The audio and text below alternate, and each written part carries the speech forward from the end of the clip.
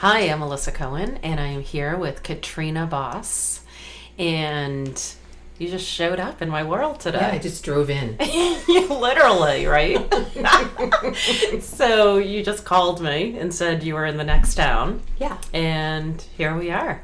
Yeah, So happy. Yeah, I am so excited to talk to you because, first of all, reading your bio on your site, we have so many similarities. It's crazy. And I know you're a Tantra teacher and you travel the world teaching this, but after reading your bio on your site, you do a million different things. Yeah. So, yeah, I want to hear more. And It was funny. I went to a Qigong class the other night in Gloucester, and she says, "Have you studied Qigong before?" And I'm like, "Well, kind of a little bit, over a million years." Yeah.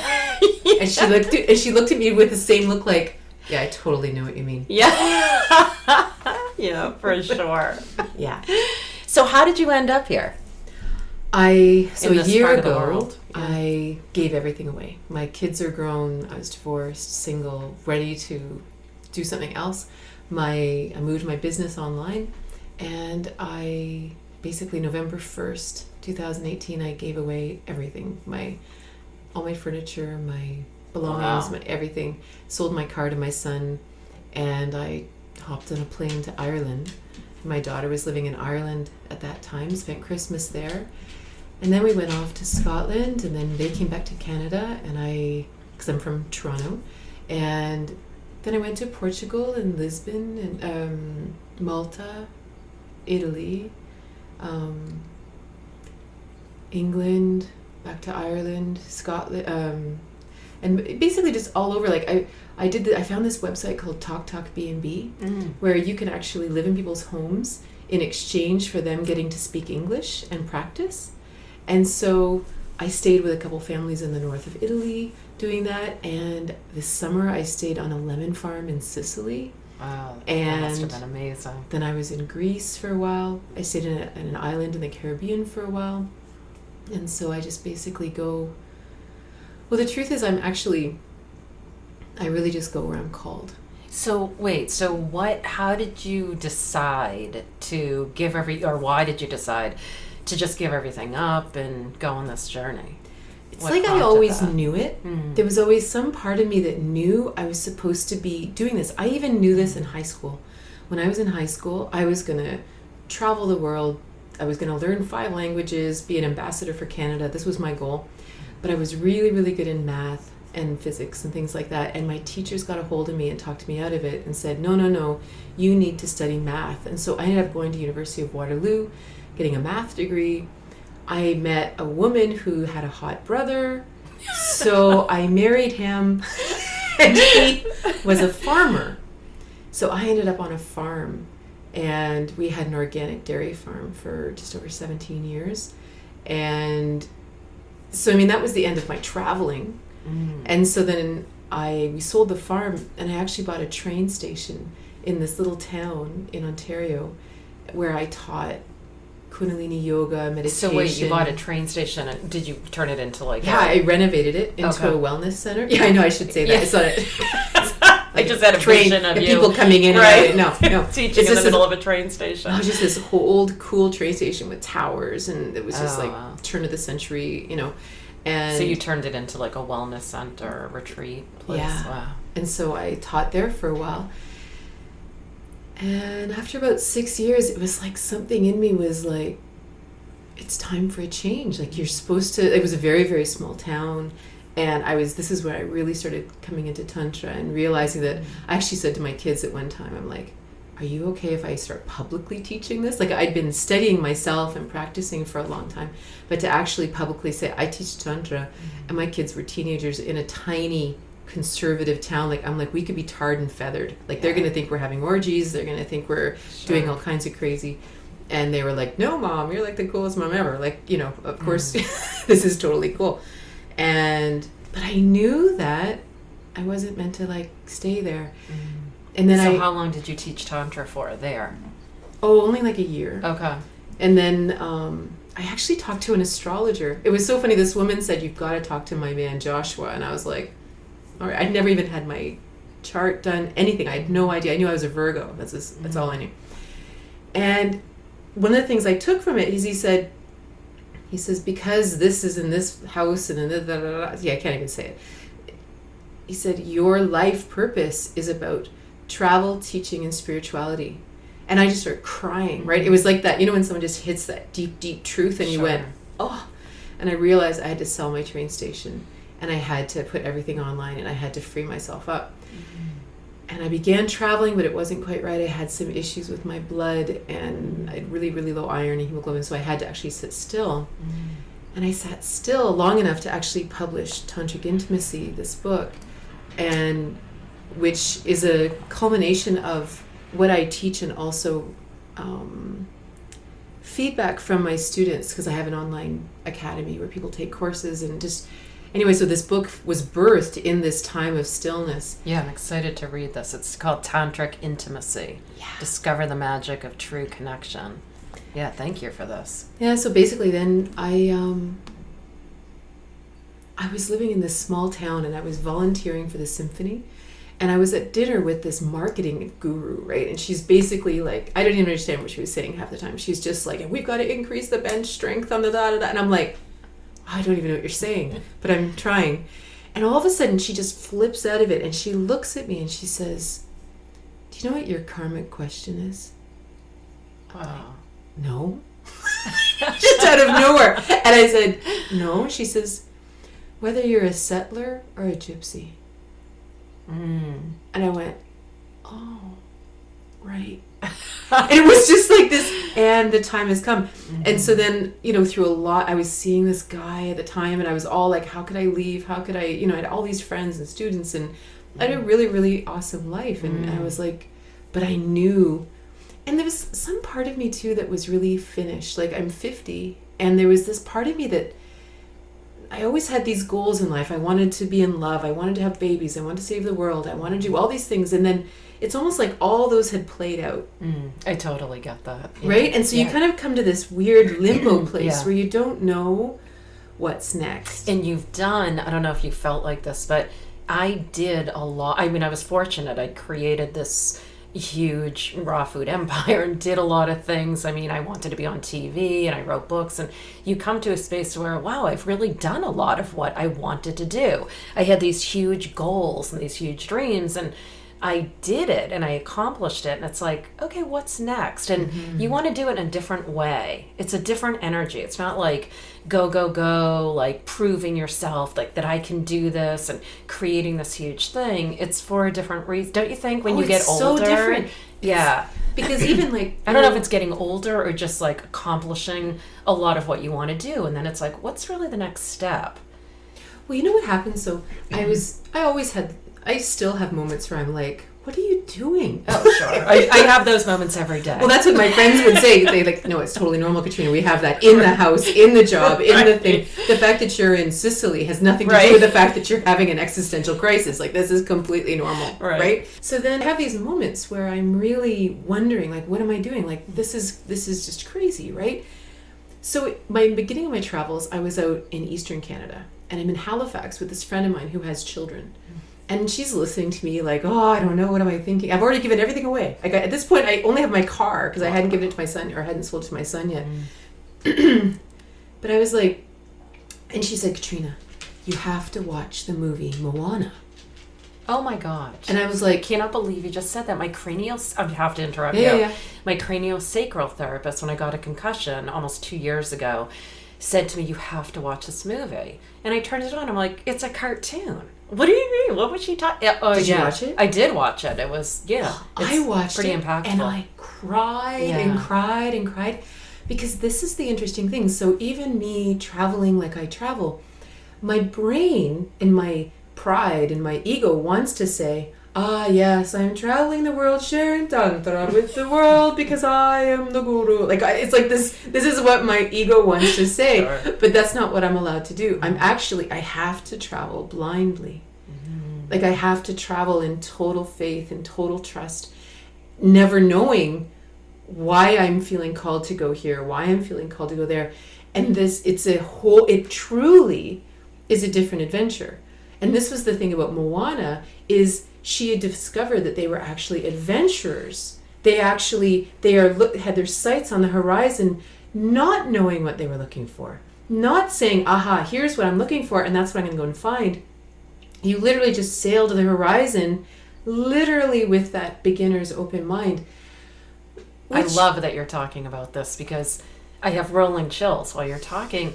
When I got the concussion, it was all about my healer friend and my craniosacral woman who were helping me through this kept saying, just be.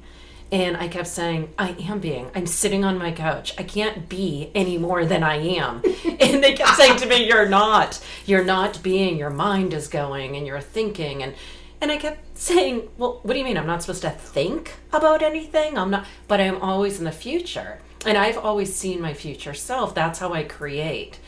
So, and that's how I know what I should do next. So I went through the same thing. It was about just being in the flow. But it's easy to say that, and everyone says that now, just be in the moment, just be in the flow. But wow, when I really had to practice that, I thought, I really don't know what that means or how to do that. And it's been the biggest lesson for me the last 2 years. So I love that you're talking about and this. The balance of that is you still have to pay the bills. Exactly. I kept saying to them, okay, but I can't sit on, what am I supposed to do? Like sit on my couch and eat bonbons and watch Netflix? I mean, God, I have exactly to. what I said. So eerie. I mean, that's great. I'm being, but I also need to survive and live and do. So I can't just sit around and do nothing. And they just kept saying, just be. And that's when I started doing my art and opened an art gallery and started smoking weed and going up there every day and being in the moment and just painting for hours. And then I started to get it. Right. So, yeah, I love this conversation. Well, and there's something because this is the place where I am now, because there's sort of that,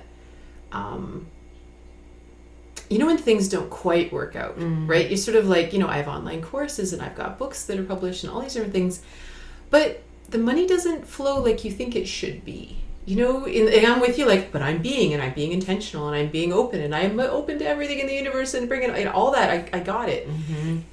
And yet it doesn't work. And so then my time here, it's funny. So I'm just 5 minutes down the road from you, and I'm staying with this friend of mine's place, my friend's place on the ocean, and it's just beautiful. Mm-hmm. And it's kind of like this sanctuary, and it's sort of like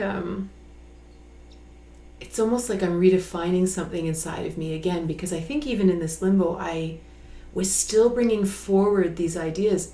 So, and what came to me, so the other day, we were talking about meditation, he and I, and he was talking about, he was wanting to, he's measuring your hertz levels and all this kind of thing, and if we can manage this and change this and da-da-da. And I said to him, which of course was only for my own ears, it was all, he may never even remember it. I said, but the thing is, we are 99% dark matter. We are basically energy manifesting as physical. We're just energy held together by magnetism appearing physical. If we focus on the physical, this is the smallest aspect of who we are. And I haven't sorted this out. This is totally only half baked, because there's something about this that says, no, honestly, if you actually go deep and you really just honor your energetic signature, it's almost like there's still some part of me that says, well, it's not true. Actually, I just finished my latest book, and it's called You Don't Have to Eat the Eyeballs, which is a whole other story. Wow. And because it's called what is it called? You Don't Have to Eat the Eyeballs, a story of travel, people pleasing, and true self-love. Oh, I love that. Because, and this has literally been this has been my journey for the last 6 months. It's so crazy. I feel like we're on the same journey. and you came over today. I've never met you in person. We had one phone conversation 6 months ago. You were going to come and do something at my studio. We connected through a friend, right? Yeah. You walked in the door and I was like, hey, how you doing? Oh, yeah. I felt like you were a long lost friend that I've known, like any of my friends walking in the door. But yeah, oh wow, it's really, as you're talking, I'm going through the same journey right now. Well, and it's such a big deal because it's almost like really going in and saying, but really, what do you love to do? Mm-hmm. What do you really, what do you actually get excited about? Because this is what I found is after the 50 years, which were great, full of all kinds of juicy bits, right? Yeah. There was almost I felt like a boredom. I get it. Right? It's Could I teach this? Sure. Yeah. Could I teach that? Sure. But what really fills me up what right excites now? me? Yeah, for the next 40 years. Right? And what's fascinating for me is it actually is about God and spirit and things like that, because, and not to be all like weird and religious about it, but so even the study of Tantra, Tantra in its essence is a spiritual path. It's about integrating the divine with the physical, right? But of course, because of religious problems and issues and oppression and all these things, the topic of God and religion is so taboo, and it's so loaded because people have been really, really hurt.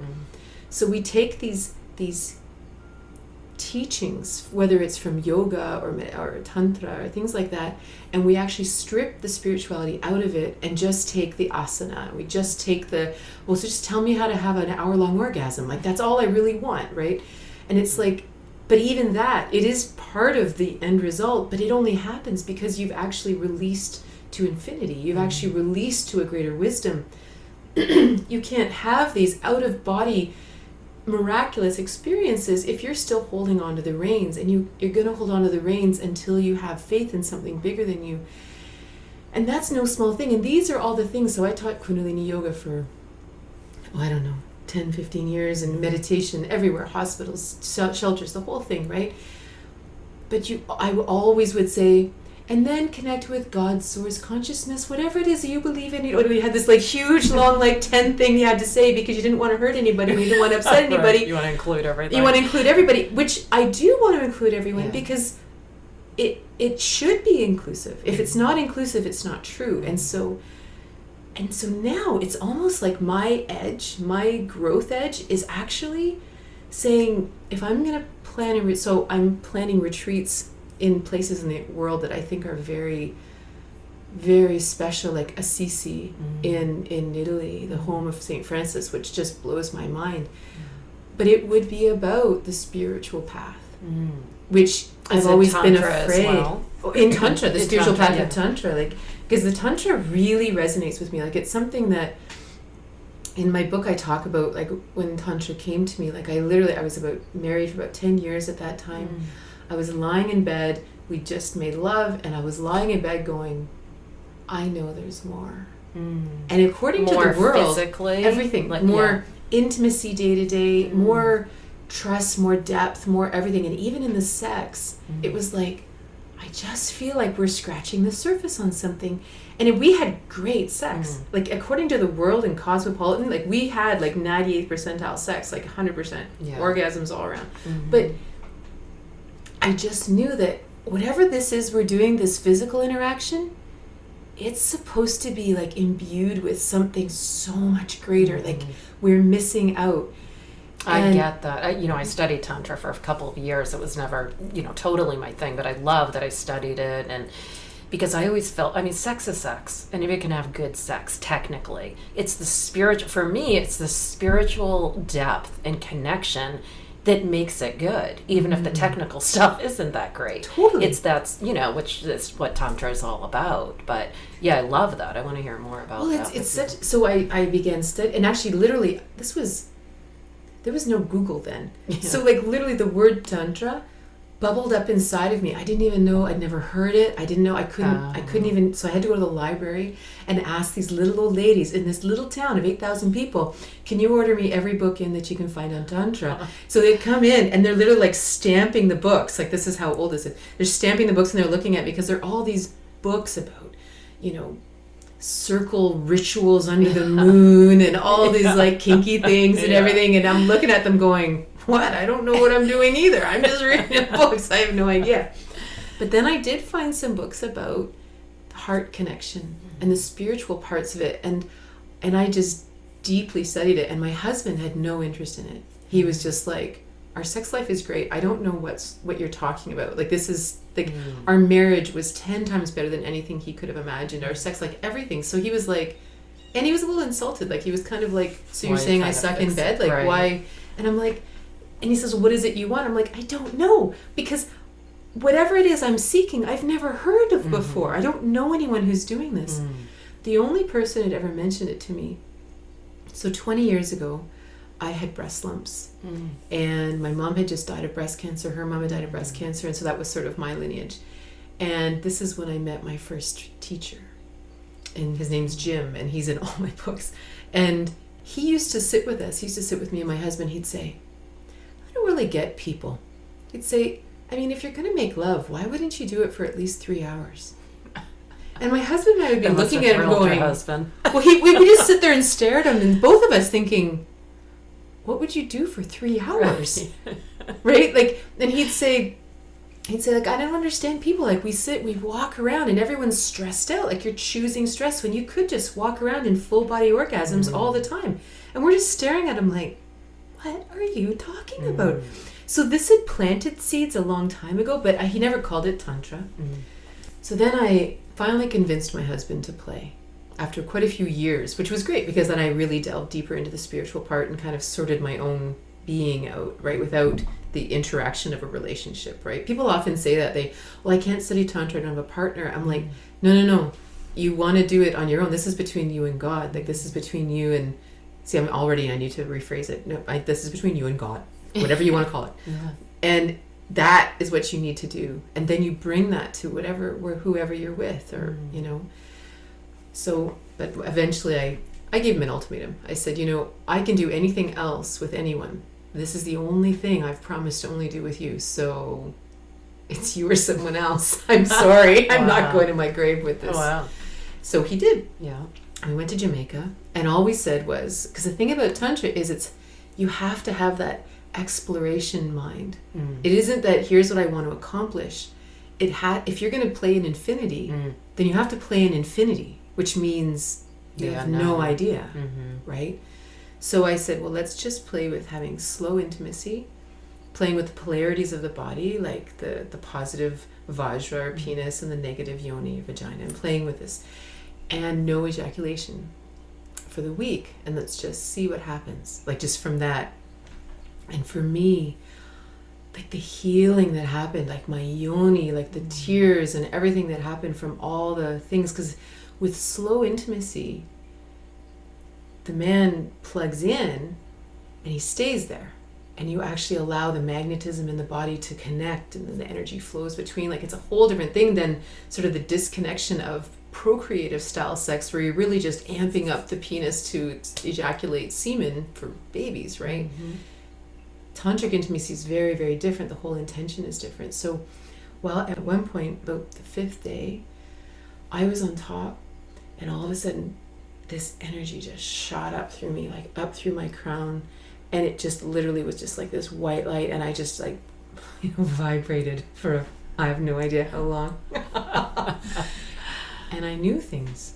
Like, when it ended, it was like this complete thing. So was it like this opening? Oh, it's just like these memories. I had pictures of things, and I had memories, but it was all like in the ethers.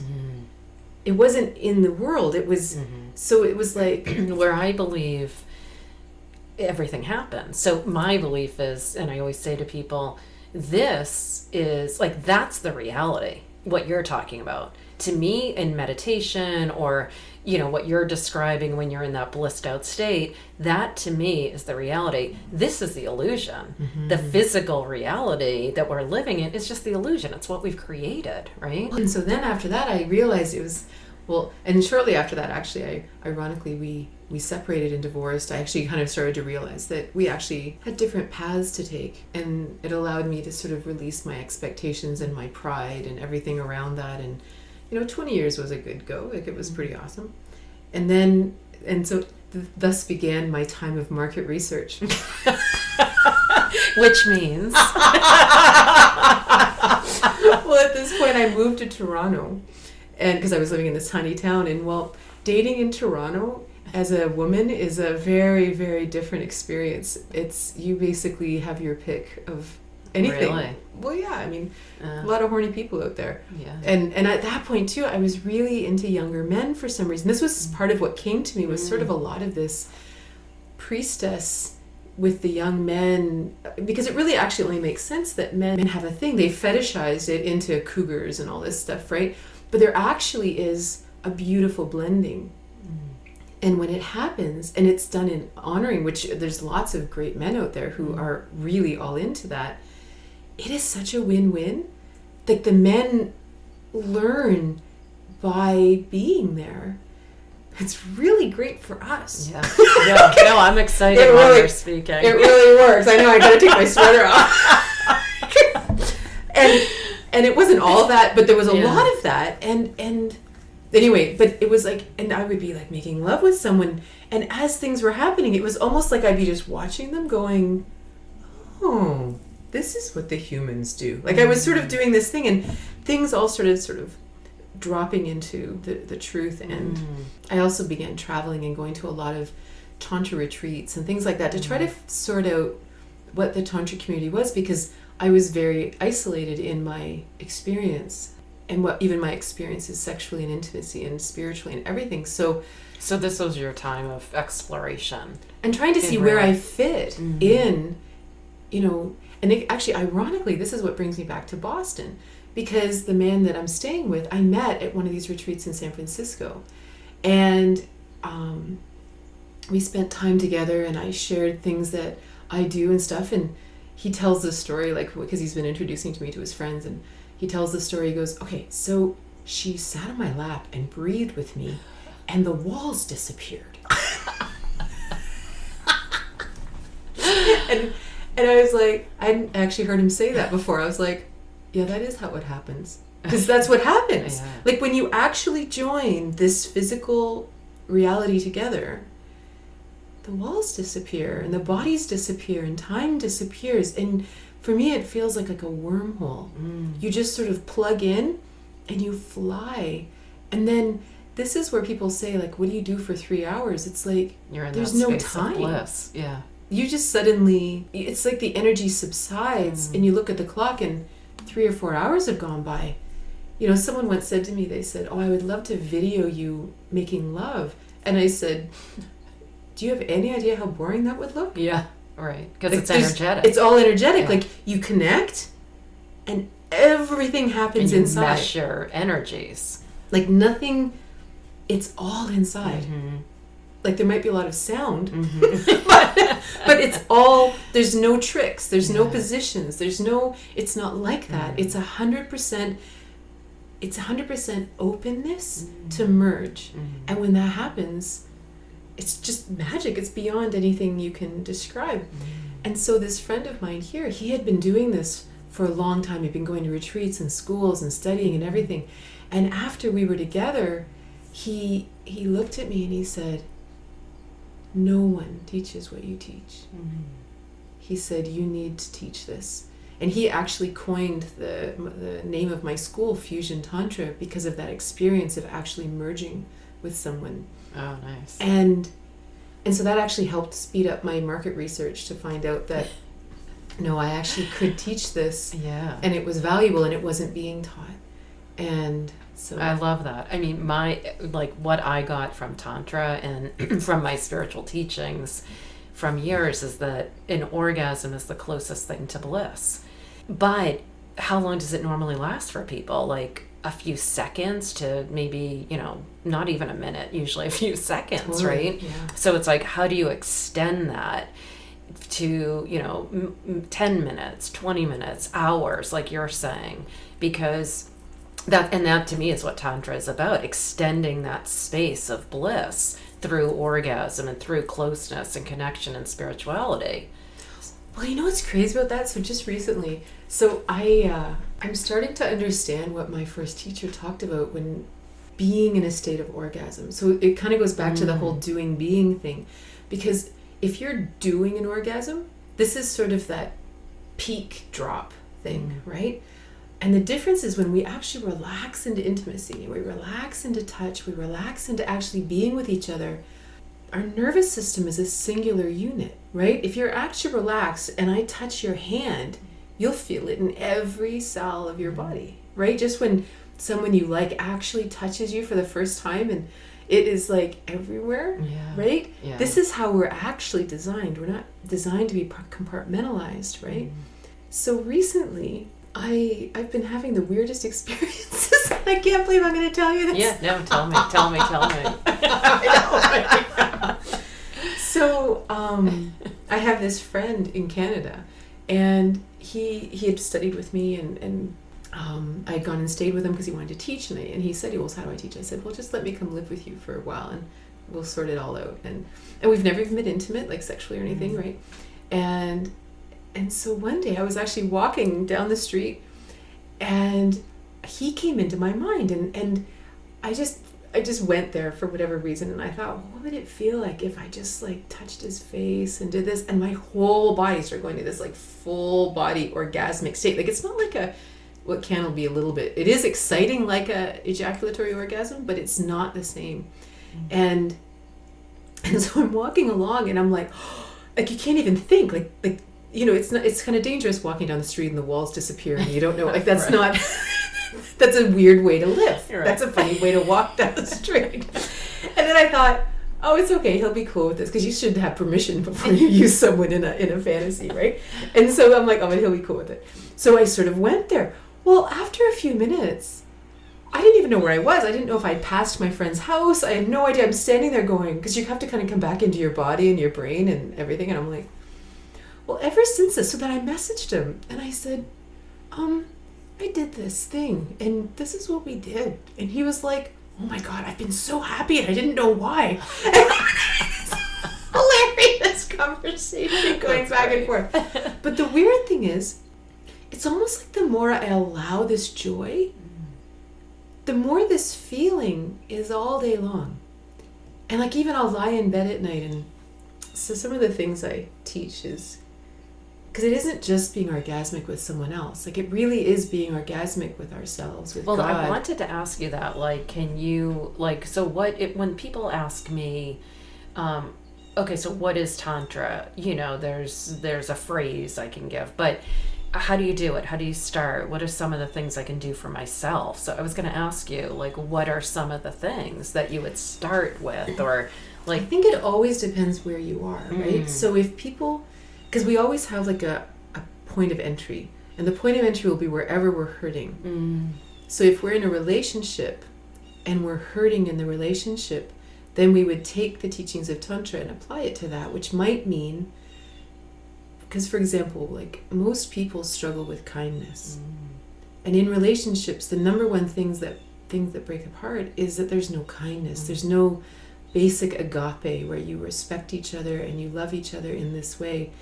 And it really is painful to be open like this, and then have, it's sort of like when people think, oh, well, sarcasm is cool or this, and it's like, it's not actually, if the desire is to be close. And I think right now in 2019, a lot of people, like, the consciousness is shifting. And so when people wake up one day and they're in a long-term relationship of some flavor, and they suddenly look at it, and it's literally like they reborn this morning. And they go, what am I doing? Why are you talking to me like this? I don't understand. So this is where Tantra gives this new foundation to say, if you're living really knowing that you are fully infinite, fully physical, because the point of Tantra also is that we fully live in the world, right? It's not about only being spiritual. It's about taking this wonder and infinite possibilities and making a great meal and having a great conversation with someone, or making love, or making a great career choice, or whatever. It really is about the whole thing, because we don't need to ascend. I love that you're saying that, because even with my spiritual work and when I talk to people, I always say the point is not to be so enlightened that you become a guru, or you're not here anymore, or you can't live on the physical plane. I know I have a lot of friends who are healers who have a hard time energetically interacting with other people or going places. And for me, the point of spiritual growth is to be able to live on the physical plane in joy, in expansion. We're both. This is the whole thing. This is the Einstein. This is E equals MC squared. Like, that we are energy equals matter times the speed of light squared. We are literally a function. So the spirit and the matter are both. It isn't, I'm a spiritual being, but I suck in reality. Right. It's like, no. It is all the time. And this is the Tantra part, is that there is no one or the other. Like, if you think you're only this, you're not. Yeah. Like, it's not true. We are a whole being, no matter what, and that is both spiritual and physical. So then all of a sudden in a relationship, for example, it changes how you want to interact with someone. Because then suddenly you look at this other person and go, wow, this person's on a journey. This person's... Do we even fit together anymore? Because a lot of times we make choices even to be in relationship out of a very physical, fear-based need that I am afraid to be alone. I'm afraid I must have companionship. I need to have the security. I need to have this. So we make the physical choice, but the other parts of us die. And when we wake up to this, Tantra has I think it should be a very practical thing. It should be literally like even so, like my son is 24, my daughter's 22. And when I wrote Tantric Intimacy, my daughter was 20 or 19. And I asked her, I said, could you proof this for me? And she said, but I'm not objective, Mom. She said, this was my whole life. Right? This is how we were raised. And that's the point. This is when you have this. So for example, like as when my children were small, I remember looking at them and thinking, how could I ever have been given these beings? Like these infinite little beings with their own karma and their own life and their whole story. Like how could I ever guide them? How could I ever say anything intelligent? I mean, they may only be 2, but they're as infinite as I am.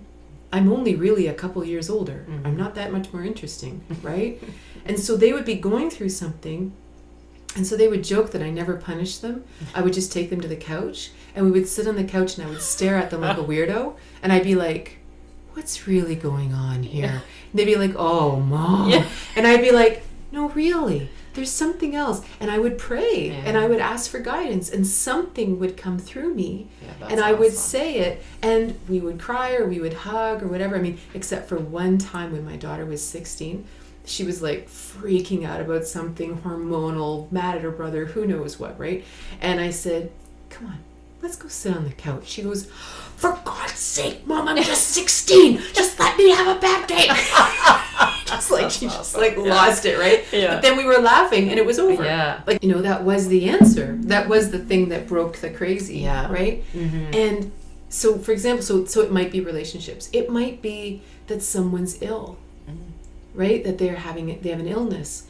And if they have an illness, then suddenly Tantra, in my opinion, but really it's any spiritual journey. Tantra is just a Sanskrit word that means tools of transformation. It's not actually a thing. It's just a word to represent a path of union, right? Just like yoga. It's like, Sure. And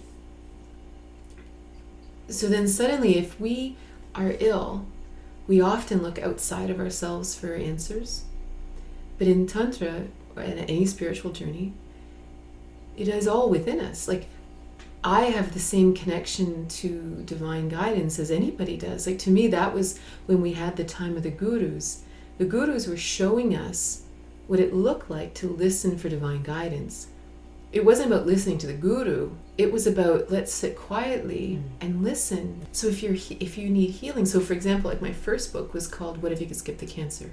And this was the story of my breast lumps, my teacher, and everything. And it was really my journey from my brain. I mean, I have a math degree. I really trusted my brain. That was ruled supreme, my ace in the hole, right? So to actually, but you don't have to have a math degree. Our whole society teaches us that we need to be able to explain things. We need to be able to justify things. We need to have a plan. We need to, we need to have a plan. Otherwise, you're irresponsible. It needs to be tangible. You need to be able to see it, hear it, feel it. Yeah. Right? Or else you're stupid.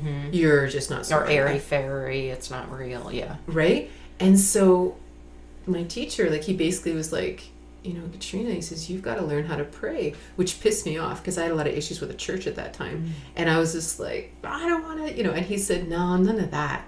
He says, you need to connect within and listen to your own guidance. And that was really the journey from trusting my brain to trusting God, spirit, whatever we understand it, but really experiencing it. Like, not just an idea, it actually was something. So today, 20 plus years later, I actually can't make decisions with my brain. Oh, me too. Yeah. Right? I've never really been able to, but yeah. Right? It has to actually feel guided. Yeah. or it's not there. So when we're healing, oftentimes we actually know what the next step is. It's already sitting there. Mm-hmm. We just maybe don't like it. We have to open up to it. Right? And we're just waiting for an alternate next step, right? And Tantra also, there's a lot about love, and not love like we imagine love to be, but my first teacher, he used to say that love was really just connection.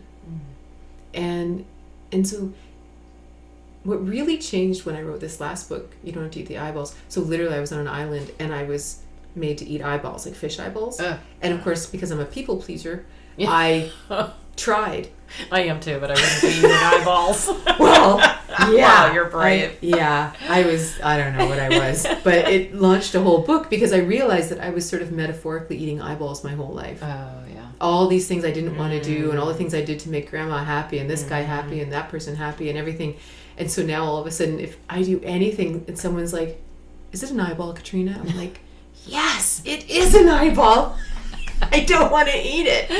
So it's like this great metaphor. Yeah. But what I really, really found was, so I was recently in Sicily, and I was really struggling with, there was a man that was always around, and he was really kind of arrogant and always yelling at everybody, and everybody kind of coddled to him, like they kind of ran around, and suddenly everyone was sad, and it was just a really, really hard thing. And they said, "Oh no, it's just because Italians are really passionate and loud and everything." And I'm like, okay, maybe, like, I'm traveling and experiencing what I'm experiencing, so maybe you're right.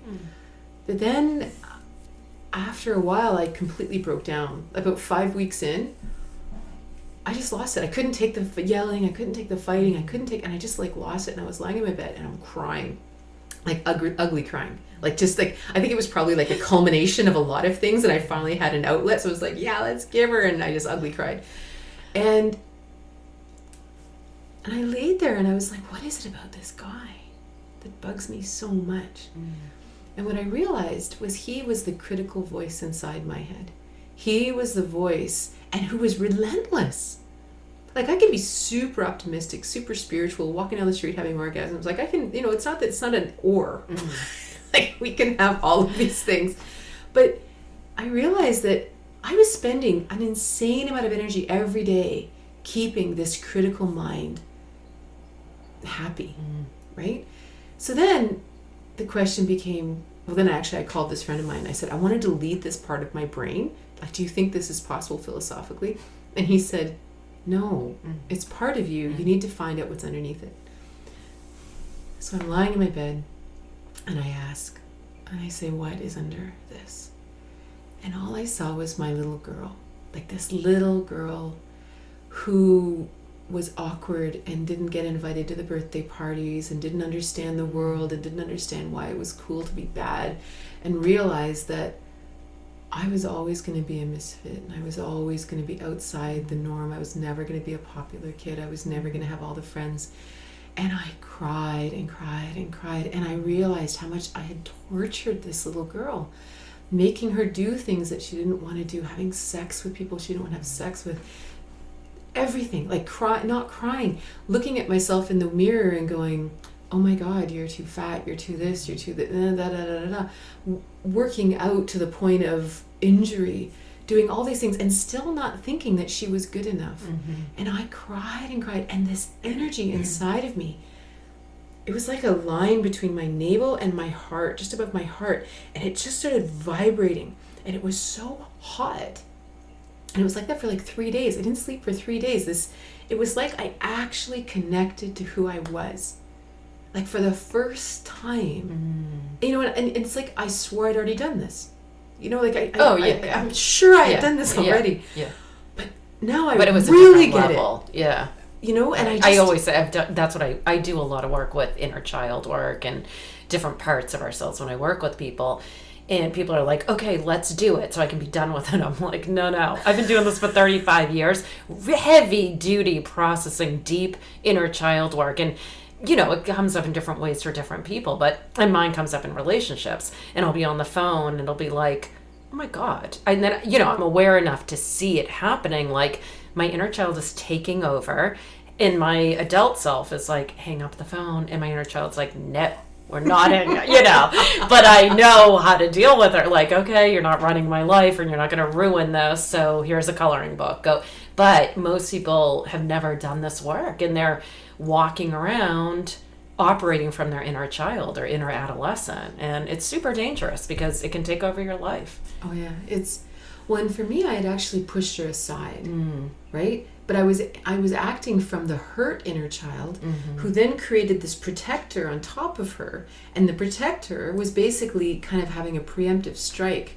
So if someone, it's like, well, don't worry about it, Katrina. No one's going to read your books anyway. So let's just get on with life. So let's just, do the thing. But, you're always, people aren't going to like you. And let's just, don't even think about it and blah, blah. So you're walking around with this perpetual, like, people would say to me, like, how can you possibly have bad self-worth? I'm like, I don't know. Yeah.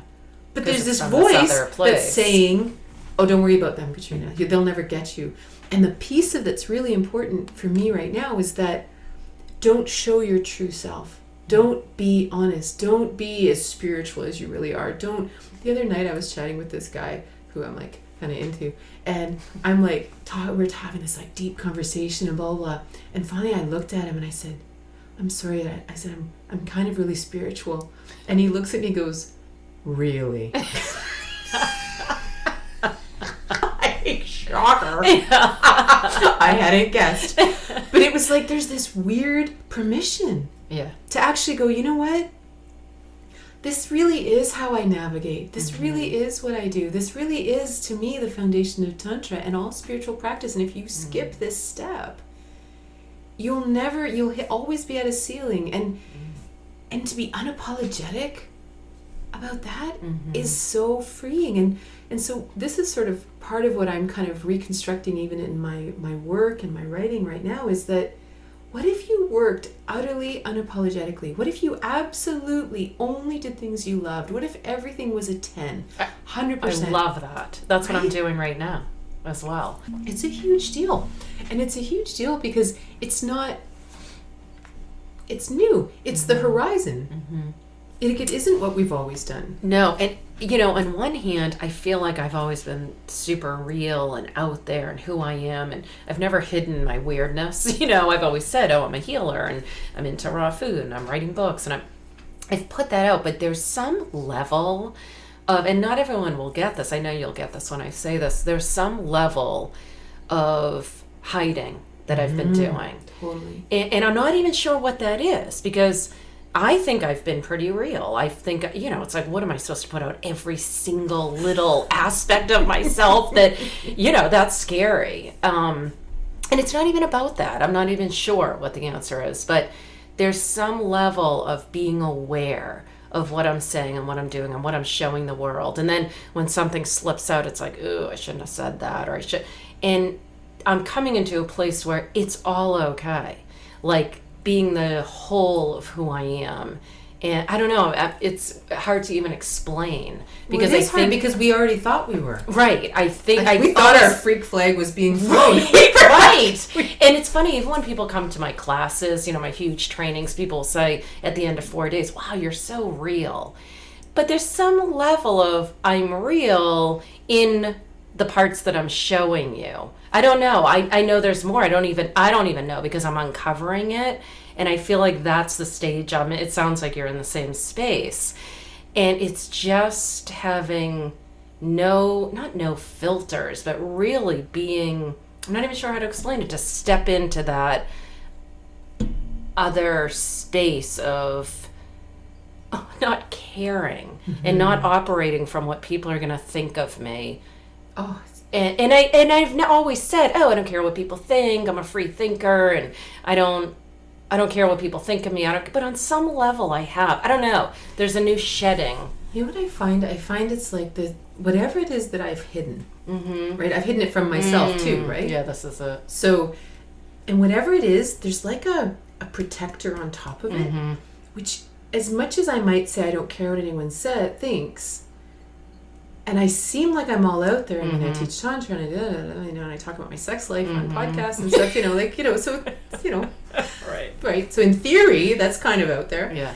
But I think there's almost a fear of being honest, really, really honest, because of this knee-jerk thing that's protecting what I'm hiding, because then things will come out a little harsh. I totally get right? that. Yeah. And that's when you know, ooh, there's something in there. Like, yeah. So like there's something I'm not tapping into. And that's like with me, it's this whole like thing I'm doing now, like with the I'm feeling groovy and putting out in different ways parts of me that I'm hiding. And yeah, it totally, I can feel that when you're saying it. There's something exactly something hidden that I haven't quite tapped into. Not that the world needs to know or cares about like every single little weird thing about me. It's not that. But it's us. It's us. Like there's something that I feel like is not good enough, or is not, that I don't know, I have to portray. I can't even explain it. No. But it's some untapped part of me that I'm willing to go there now. And I think for me, it's as I get older. Like I'm 52 now, and I don't know, there's something about that. Like, I don't want to die with this inside of me.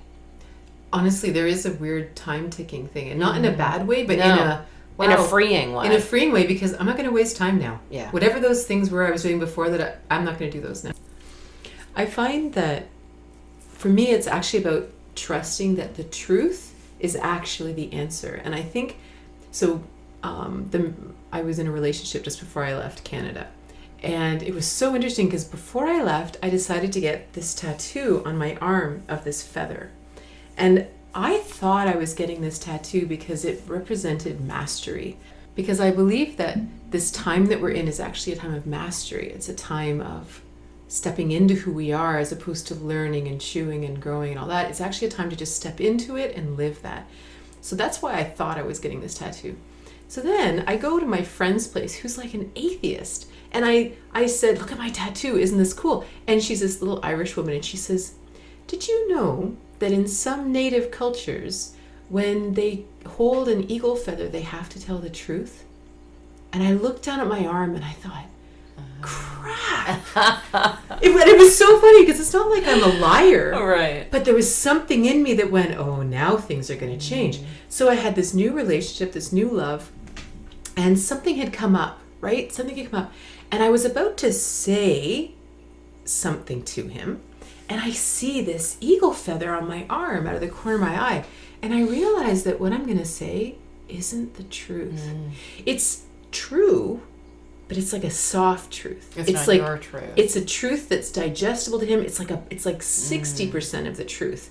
But the other 40 he might get upset with. It could be a deal breaker. It could end the relationship. It has all the fears.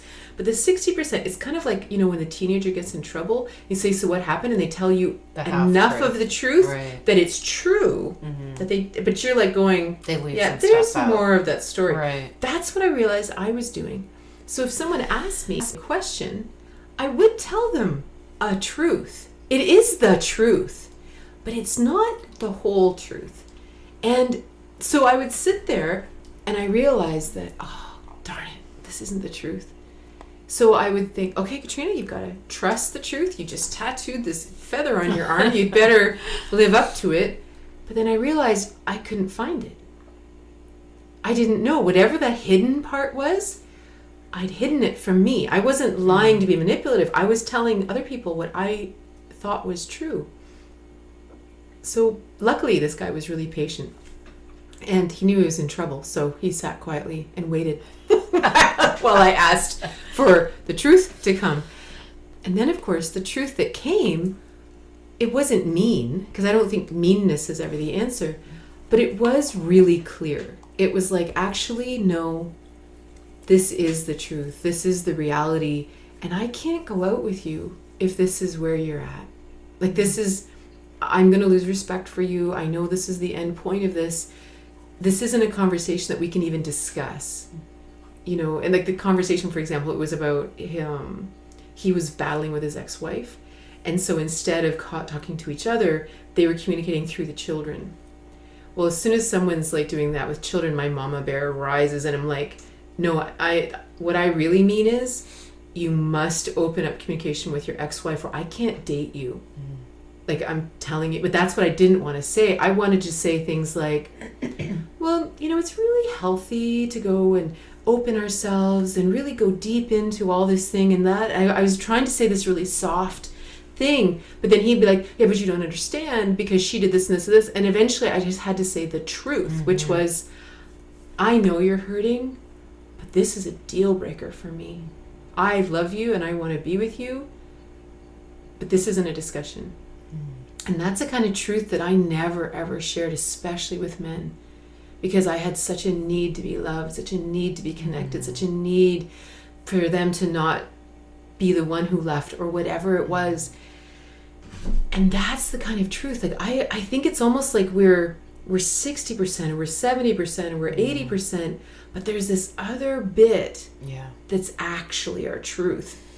And trusting that is really a different way to live, because then, you know, when I said that to him, it wasn't mean. Like he got mad. He was like, well, that's not fair. And I said, I'm not saying it's fair. I'm just telling you the truth that this is no small thing. This is a huge thing for me, because a long time ago I realized this piece of when you're not 100% truthful, like exactly what you're talking about, then you put the other person into this mode of not being able to make their own decisions. So the not wanting to hurt someone, or not wanting to say it fully, or not wanting to be loved ourselves, it's, if I'm not truthful, then I'm stopping them from making the choices and creating their reality 100%. And if I'm truthful, nobody can, I mean, yeah, he can be upset, but he can't be mad at me if I'm saying, this is how I feel. This is the truth of how I feel. And then they're able to make their own decisions from that. But if you're telling somebody the half truth, then they're not getting the whole picture. Then they're making these decisions on their life, which isn't the truth. So, yeah. And there's something, it's very subtle, but it's really different. Totally different. Like it's a very different way to live. And it's really, once you start practicing that, and it's difficult because, you know, like, you have to give permission to the people that you're saying this to get, like, okay, maybe they'll be angry, but I need to speak the truth of how I'm feeling. And it's okay. I had such a realization when this happened, because I said this to him, and he said, well, I don't want you to be angry with me. And then I got really angry, which I don't normally get. And I said, I'm allowed to feel however I want to feel. And if I'm angry, then I'm angry. And if you don't want me to be angry, stop pissing me off. It was so funny and so out of character, but I so dig it. And so now I'm like, because, you know, they once said that, you know, like in our society, women are taught that you can feel anything you want except anger. Oh, yeah. And for men, the only thing they're allowed to feel is anger. And it's sort of this thing that it's like, it's just my truth. And the truth is, I've been angry a lot in my life, but not allowed it. Oh yeah, most people suppress it. And I always say there's no, you know, people say you don't want to have those negative emotions, right? But to me, there's no such thing as negative emotions. The only negative emotions are the emotions that you don't express. So even love can be negative if you're, you know, stuffing it down and suppressing it, right? So there's no negative emotions. If you release your anger and you're clean about it, you know, you don't want to be dumping on someone else, but if you're clean about it and you express it, that you're angry, you're upset, you're pissed off, then you can have that conversation and you can process it and deal with it, and it turns out to be a good thing. You don't let your brain into the emotion either, right? Like, I'd be all upset about something, and my daughter would look at me and she'd listen. She was like super wise. She'd look at me and she'd say, you know, I really feel your pain, Mom. I get it. She says, but just don't make a philosophy out of it. Wow. Right? Because that's what happens. It's like we're all upset, and like, and then you know what else? And it's the whole story. And then we make a story, and the truth is, totally. I'm just hurt. Yeah. Yeah, and that's why, like, if you can process your anger, there's always stuff under it. Like, okay, you're in pain, you're hurt. Like, that's why I tell people to write hate letters. Like, don't send it. You know, I know people have done this before, but really, like, write a hate letter, but write like, I am so friggin' mad. You know, say how you feel. Put it away for a day. Take it out. Rewrite it. Like, I'm really upset. I don't know how you could have treated me like this. Then you put it away for a night, rewrite it the next day, and you get deeper and deeper. Like, okay, I'm really hurt. I'm sad that you didn't hear me when I said that. And then, you know, you put it away again and rewrite it the next day, and it's like, wow, this reminds me of a time when I wasn't heard when I was a child. You know, you really get to the issues, because anger is just it's kind of a light emotion. People think it's a heavy, deep emotion. It's really not. Mm-hmm. It's kind of a surfacey emotion. There's always stuff under that. Yeah. I don't know, it's neat. It's even, now that I'm traveling, it's really interesting. It's, this is another really weird thing. It's about actually learning how to receive. You know, because my first half of my life, I was always in control and in charge and taking care of everybody, and I was, you know, and then someone said to me, they said, you know, you could do the next half easy, like you don't have to take the hard path anymore. Wow. But then that required me actually letting people help me. Oh yeah, that's been a huge lesson for me. Right? Yeah. And so you know, for example, because I teach this all the time about, in Tantra, it's a huge thing about masculine and feminine also, mm-hmm. right? Because the masculine and feminine, forgetting about gender, it's just simply two ends of a magnetic pole. And us being energy held together by magnetism, magnetism matters, so the masculine and feminine matters. And so for me, in relationship, for example, I prefer the feminine polarity. Like I prefer to be the receiving, the chaos, like that kind of thing. And I prefer a man who actually loves being in the masculine. Like that's my favorite. I mean, I'm just not into making anyone into something they're not, right? Mm-hmm. So sure. So this my last serious relationship, he was so funny because when I first started dating him, I was actually really happy. And I said to him, I said, I actually don't need anything from you. But if you want to play in this polarity and be the masculine to my feminine, I'm all in. And he was like, I don't really know what you mean. So I had to actually like spell it all out, you know, and you know, you just plan things, you do things. Like one of my friends. So wait, explain what that is. Well, for example, like what do you mean, like the masculine, if you want to play to my, what did you say? How did you say? Yeah, if you want to play the masculine to my feminine. So in normal masculine feminine dynamics, right? So right now, if I'm talking and you're listening, you're like the empty bowl and I'm talking. Or if you're talking, then you're now in the masculine, I'm the empty bowl and I'm listening. Without the masculine feminine, we have no union. If we're both talking, we're both separate. So for us to actually commune, one of us is talking in the masculine, one of us is listening in the feminine, right? If I'm hungry, then I am the empty bowl. And I say, do you have any food? And you say, yes, I have some food. Now you're in the masculine, you're giving to the feminine receiving, right? The feminine is the chaos, the unknown, all that. The masculine is the structure, the control, like all that. In all the best ways, that these things dance together. They don't exist separate. There is no, it's sort of like everybody wants to sort of the chaos. Like, I want a free flow and blah, blah, blah, blah. But you need the money, the job, the security, and that's the masculine part. So sometimes we merge with someone else who creates that. Or we, you know, it's sort of the artist living in the king's castle and the king creates that so they can be creative. They both must exist because your creativity will die without the masculine strength. So they have to marry each other. So in relationship, it's as simple as the masculine making plans, pursuing. Like this is the number one problem in relationships is because the masculine stops pursuing the feminine. And if the feminine pursues the masculine, it doesn't work. It's all resentment and pushaways and all kinds of nastiness, and the fire dies. It's not a right or wrong thing, but if you want the passion to stay, the masculine must pursue the feminine. And this is all orientations, it doesn't matter. Otherwise, you just become very healthy companion, like brother and sister relationship. Maybe sometimes you have sex. Like there's just really nothing, there's no passion and union. So the masculine and feminine must have union. So for example, the difference between him saying, hey, so what do you want to do tonight? And him saying, I'd love to take you out for Thai food. These are whole different, I mean, he says, I'd love to take you out for Thai food. And I go, oh, I'll wear that new shirt.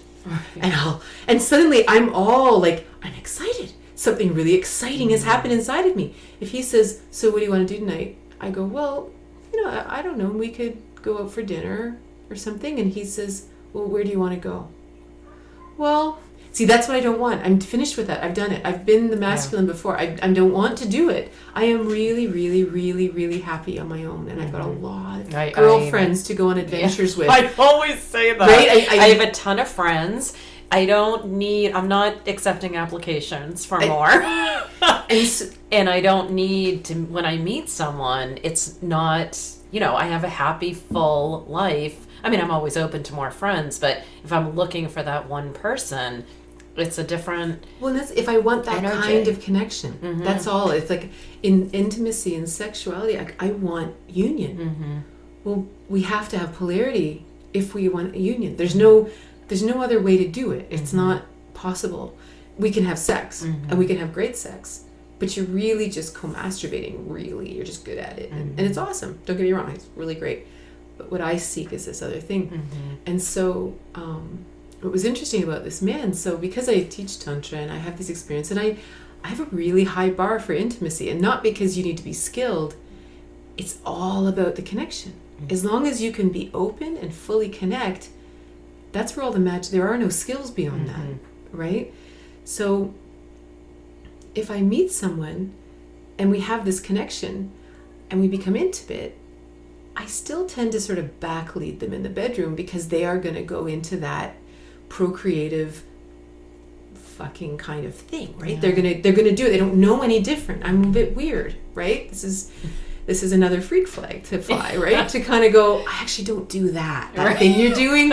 I don't do that. And so to do it without being like super, and now I'm the teacher because that's gross, right? I tend to sort of backlead them a little to kind of like, we'll just sort of change this. So this guy, he was a super quiet guy. Like this was him being in this big masculine, wasn't really in his nature, but once he figured it out, he was actually very logical, liked to plan, liked the rules, liked all that. So he actually thought, well, this is great. So we'd be in bed and he'd say, Katrina, I thought you wanted me to be the man.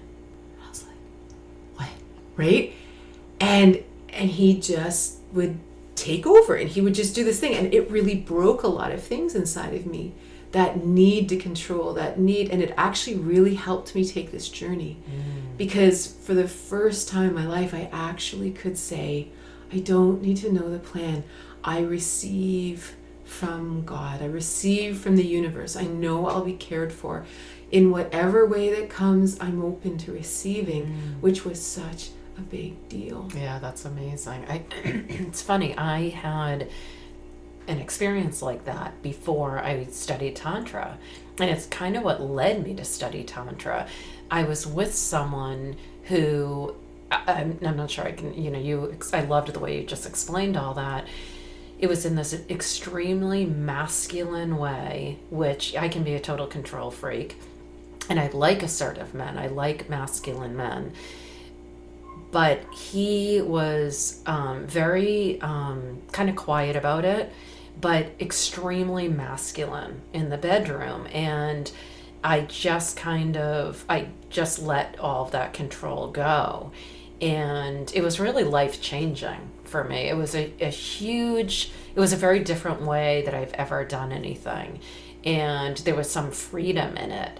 And that's when I started exploring my sexuality more. That's when I started studying Tantra. And it's all about this polarity that you're talking about. And it really like broke something open in me.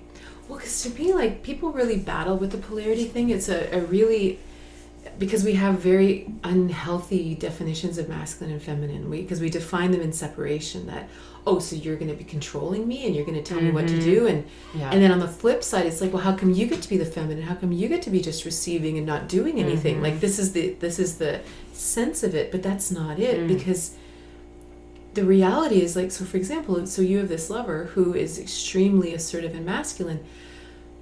What that does for you, the actual growth and the depth for you is expanding into receiving. Yeah, and I feel like I came into my feminine.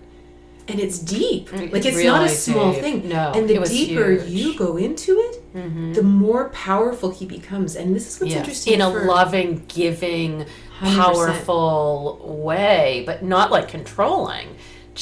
And that's the key. In union, the masculine reads the feminine. Oh, yeah. Totally read me every step of the way. And just wanted to give and please, and it opened me up to be more feminine to give to him. It was like this figure eight that happened. And it's beautiful because what happens is, it's like the so for example, like a lot of men really struggle with that because they're just like, well, I don't think it's fair that I'm always in the giving thing. Because again, we've always done this in separation. We're really messed up about this, right? Mm-hmm. But when you look at what strengthens each person, right? I would watch this man who would be normally very passive, very quiet, and he would just sort of rise up into this, and you could almost see his eyes start to sparkle, like, so really? Like, I get to choose? I'm like, yeah. And he's like, you trust me. And it's a really big deal to be trusted. Yeah. And to be received. Like, even in intimacy, to be completely, I want to receive everything that you are. And then it allows that other person to be more in their power than they are. Exactly. And it actually empowers them to be received this way, to be trusted this way. And when we can trust and open like that, we get more powerful, and we get bigger. Like, it actually is a win-win. It's like, that's why I said, like, the figure 8.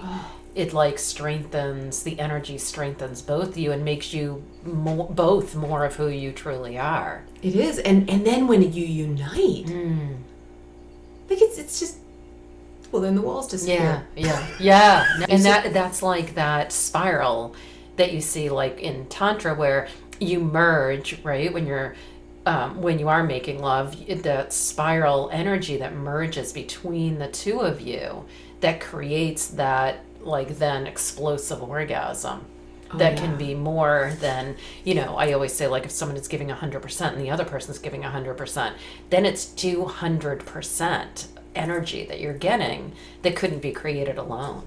Well, and there's something cool about 100%, because what that means is that all channels are open. And that's a really big deal. That there is nothing hiding anything, there's no energy cloaking anything, that literally you open every single channel. Anything can happen, and that's okay. And two people come together where anything can happen. Yeah, it's pretty powerful. Like, these are infinities colliding. Like, it's not even, there's no words. Like, this is where the end of the words are. Like, there's no, and no, I think this is what it's all about now. And I can't even imagine living any other way. Yeah. Me neither. And I'm glad you're here to teach this. All right. I think we could talk for another 5 hours.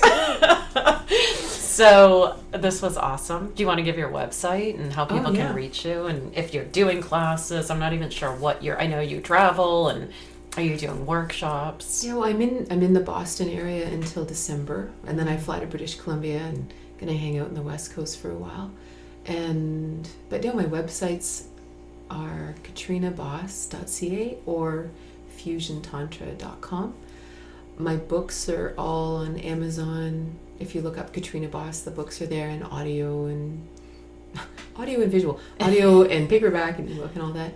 Nice. I have online courses that I teach Tantra. I teach the spiritual path.